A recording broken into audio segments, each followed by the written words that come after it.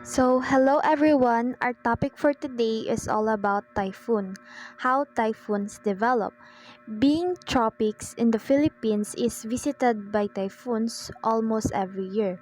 These typhoons also referred to as tropical cyclones. Some of these typhoons leave minimal damage, but a number have already been listed in history as devastating. So, not a single part of our country is exempted from these forces of nature. So, how typhoons develop? A lot of individuals mostly use the word typhoon and are seemingly unaware of the term tropical cyclone.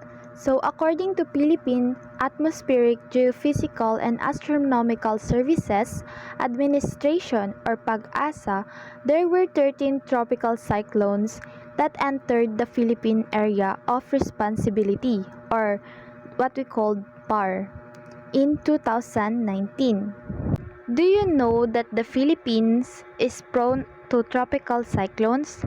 It is because of its geographical location, which generally produce heavy rains, flooding, large areas, strong winds, which result in heavy casualties to human life, and destructions to crops and properties. That's why it is very important to have sufficient knowledge on tropical cyclone for our benefit. This table shows the different categories of tropical cyclone based on their wind speed. So here's an example breakdown.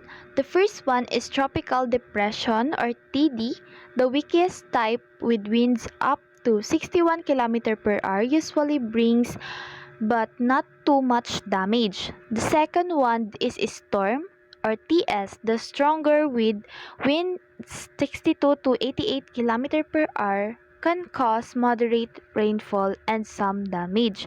The third one is severe tropical storm or STS. This is the more intense with winds 89 to 117 km per hour that can bring strong winds and heavier rain. And fourth is typhoon, which is TY. The very strong winds 118 to 220 km per hour that can cause major destruction, flooding, and power outage. So, the fifth one is super typhoon or STY, the strongest with winds over 200 km per hour. So, extremely dangerous, causing severe damage. So, in the Philippines, we use the term bagyo for all types of tropical cyclones, whether it's tropical depression, tropical storm, severe tropical storm, typhoon, or super typhoon. So, when a tropical cyclone enters the Philippine area of responsibility or PAR or PAR, Pag-asa issues public storm warning signals PSWS to inform people about storm strengths and possible dangers. This warning help people prepare for strong winds, heavy rain, and flooding to stay safe. Public storm warning signal or PSWS are issued before the tropical cyclone affects a place. This is to warn people early so they can prepare for strong winds, heavy rain, and possible flooding. So when Pag-asa announce a signal number, it means that the wind speed in the area will match the warning level. However, this warning is only accurate when it is first announced. As the storm moves, its strengths and effects may change. That's why it is important to stay updated on Pag-asa's weather reports for any changes in the storm warning signals. This table explains the public storm warning signal PSWS issued by Pag-asa when a tropical cyclone is approaching. The warning signals help people prepare for the possible effects of strong winds. What the table means? The PSWS first issued 36 hours before the storms arrives, winds 30 to 60 km per hour causing a little to no damage, and next is public storm warning signal 2 issued 24 hours before, wind 61 to 100 120 km per hour, which may cause light to moderate damage. The PSWS-3 issued that 18 hours before the winds 121 to 170 km per hour, leading to moderate to heavy damage. PSWS-4 issued 12 hours before winds 171 to 220 km per hour, causing heavy to very heavy damage. So, PSW S5 issued 12 hours before winds more than 220 km per hour, resulting in very heavy to widespread damage. Why it is important? This warning gives people enough time to prepare, evacuate if needed, and stay safe before the storm arrives. The higher the signal number, the stronger and more dangerous the winds will be. Tropical cyclone is a powerful storm that cannot be stopped, but we can prepare for it. Pag-asa provides weather updates to warn people early. These updates are shared through TV, radio, newspaper, and the internet so that everyone knows what to expect. Having enough knowledge about tropical cyclone is very important. If we understand the warning and know what to do, we can stay safe, protect our homes, and reduce damage when a storm arrives. This table shows what to do during typhoon based on the storm warning signal or PSWS level. The stronger the storm, the more precaution you need to take. What to do at each PSWS level? PSWS 1 or the weakest, listen to the radio for updates. Check if your house can withstand strong winds. Monitor pag-asa updates but continue daily activities unless there is flooding. PSWS 2, pay attention to the typhoon's movement. Avoid traveling by sea or air. Secure your house. Board up windows. Reinforce doors. Stay at home for safety. PSWS 3. Keep listening to news updates. Stay in a strong house. Evacuate to higher ground if you live in a low-lying area. Stay away from rivers and coastal areas. Watch out for the eye of typhoon as strong winds may turn. PSW S4 and PSWS 5 is the strongest. So this stay safe houses or evacuation centers. Cancel all outdoors activities and travel. Keep listening to the radio for updates. Why it is important?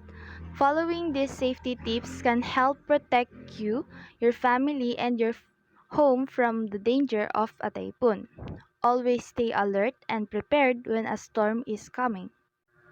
A tropical cyclone is one of the most destructive natural disasters because it can cause death and massive damage to home, building, and livelihood. Here at the major effect. The strong winds or squalls, winds get very strong and last for a minute to hours. Near land, this wind can destroy houses, uproot trees, and cause deaths. The second one is tornadoes. Some tropical cyclones create violent spinning with cold tornadoes. This can destroy everything in their path, especially weak structures. So number 3, rainfall and flooding. Some rain is helpful because it provides water for drinking and farming. Too much rain causes flooding which can damage houses, roads, and crops. Number 4, storm surge. A storm surge is a sudden rise in seawater caused by strong winds and low pressure. It can be flood coastal areas, damaging buildings and putting lives at risk. So, why is this important? Understanding these effects helps us prepare and stay safe before a tropical cyclone arrives. During an emergency like a typhoon, we might be on our own few days before help arrives. That's why we need an emergency kit with basic supply to help us survive for at least 72 hours. What should be in the emergency kit? First one is water. At least 1 gallon per person per day for drinking and cleaning. Food. A 3-day supply of canned or dry food that won't spoil. Cell phone, charger, and power bank to call for help or get updates. And radio with batteries to listen to the news and weather updates. We need this whistle to signal for help if trapped. Flashlight with batteries for light during power outage. So, waterproof bag to keep important items dry. Personal hygiene items like soap, toothbrush, tissues, etc. Important documents like ID, birth certificate, insurance papers, etc. 15-meter rope, useful for rescue or securing things, extra clothes and blanket to stay warm and dry. Pocket knife, a useful tool for different situations. A first aid kit for treating small injuries. Matches and lighter to start a fire if needed. The next, money, in case ATM or banks are closed. Watch to keep track of time. Landform.